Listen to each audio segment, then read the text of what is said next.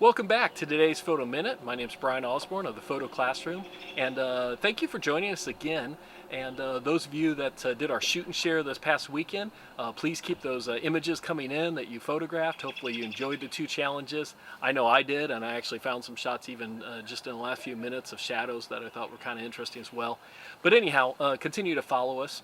You probably figured out that we're actually recorded this the night before you're going to be able to see this, because we're going to be talking about photographing the moon, and the moon happens usually, ideally, at night.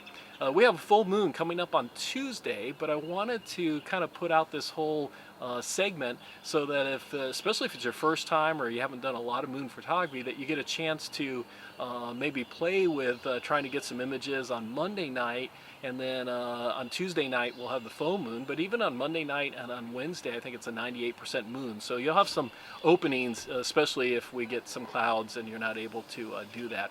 I'm going to post all of the settings, our killer checklist settings for photographing the moon. We're going to be posted on today's Photo Minute and on our Facebook page as well. But I did want to walk through just a couple quick pieces of equipment. Number one is camera, obviously, with a telephoto lens. A 200 to 300 millimeter lens is a great. If you do have a 400, 500, 600 millimeter lens, you can certainly use that as well. I have my Sigma 150 to 600 millimeter lens mounted on a what's called a gimbal head. We often use a gimbal head for like wildlife photography, but if you just have a regular tripod head, that is fine, absolutely fine as well. If you absolutely don't have a tripod, you can do this handheld. When you see the shutter speeds that we're going to recommend, you could actually brace yourself and do that handheld, but certainly I think you're going to get sharper images if you can put this on a tripod, and any regular head would work if that's what you have access to. Remember that make sure everything is secure, locked down. All the controls up here as well as the leg locks are all locked down so you don't have any accidents with your camera. And then ideally you want to make sure you have a remote or a release for that camera as well. Even touching the camera just to fire off the shutter button actually shakes the camera considerably and is going to give you some blur in your images. So you ideally want to use a remote. If you don't have a remote, then I'd use a self timer so that you have 5 or 10 seconds to step away, take your hands off the camera, let it stop shaking or moving, and then it can take its picture on its own.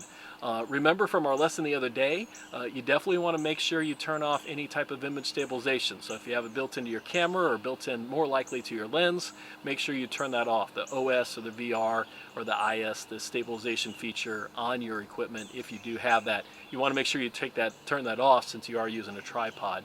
And then beyond that, make sure that you got your camera battery fully charged, memory card in there, etc., so that you're ready to photograph. I think the ideal for the full moon, the 100%, is about 10:30 on Tuesday night. Obviously, you can photograph it before that and after that as well.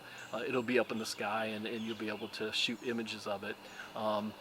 But the more zoom you can get, the tighter you can get, making sure everything's locked down. It's an ideal way to get the sharpest pictures you can possibly get of the moon. For those of you that are a little bit more advanced, one other thing you might actually give a try to, we don't talk about it much, but it's mirror lockup.